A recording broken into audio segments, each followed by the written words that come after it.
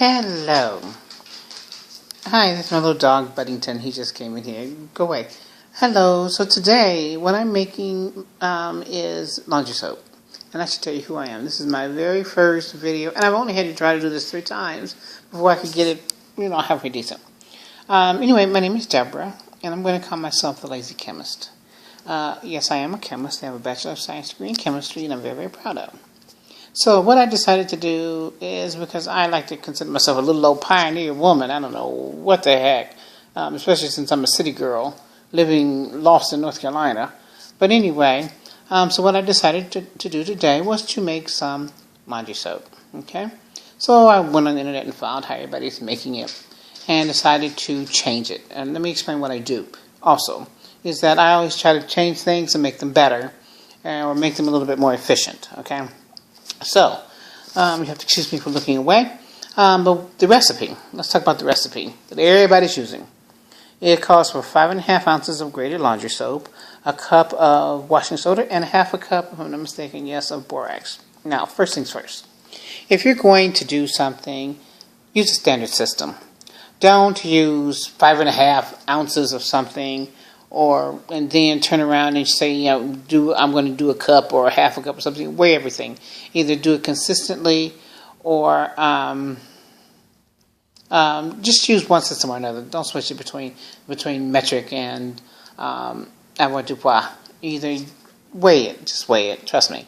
And you'll always have consistent results.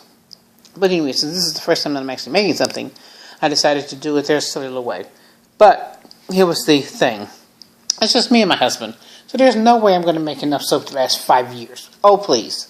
I do not want to do that much laundry, ever. So what I did was I just halved it and made half the amount. So I used 2 3/4 ounce of soap and 1/4 cup of borax, which we're going to have to talk about borax in a later thing, because borax is really, really a fascinating property, some of the mechanics and how it behaves. And then I used ½ of a cup of washing soda, because I want to only make half as much, okay? And of course I used a 5-gallon bucket. So, anyway, so I made the soap, and it's sitting in there, and it's gelling overnight. And what we'll do is tomorrow we'll look at it, we'll unmask it, or uncover it rather, and then see what it is. Because like I said, I only wanted to make 2½ gallons. I didn't want 5 gallons of soap. That's way too much soap for 2 people. And I just didn't want to be bothered with it. And basically what you do is you take your soap, whether you're using the 5½ ounces, I use, like I said, 2 3/4 ounce. The 5½ ounces, and you melt it in 4 cups of water. And remember, I'm halving everything. Anyway, and then once that's melted, then you add your cup of washing soda. And I mix these together. I put them in one bowl. It's silly. I don't have all these different cups. I scooped it out, put it in a bowl, scooped it out the other one, put it in the same bowl. My washing soda and baking soda together, and then threw them in the bucket, and then added my water.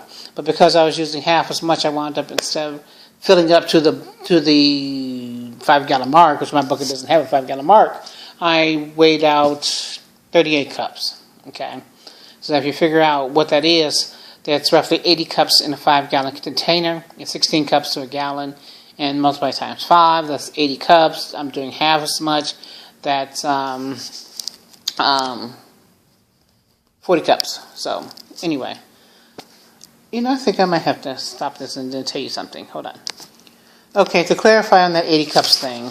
It is 80 cups of 5 gallons, but if you remember, the original recipe said that when you're heating your soap, you're using 4 cups of water, which I used 2 since I had half the amount of soap. So when I had this 40 cups, I had to take away 2, which wound up being 38 cups.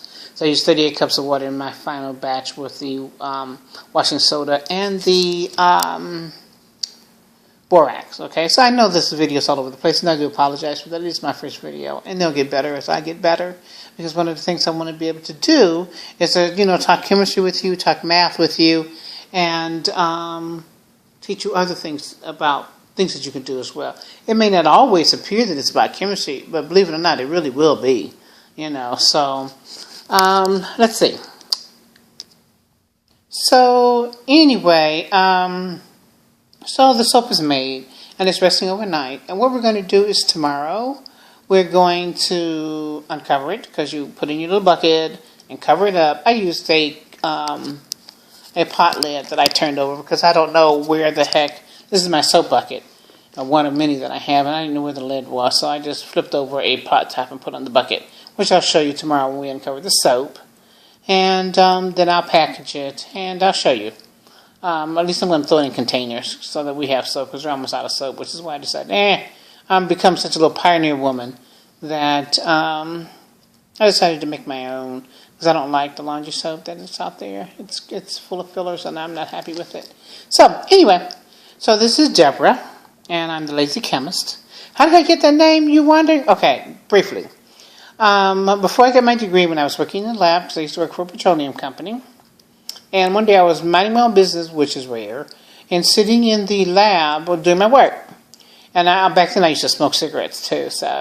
But one day my boss, who also was not a chemist, he was a lab technician like I was, because obviously this is before I got my degree, came out and handed me this article that he was reading from Chemical and Engineering News, CNN News.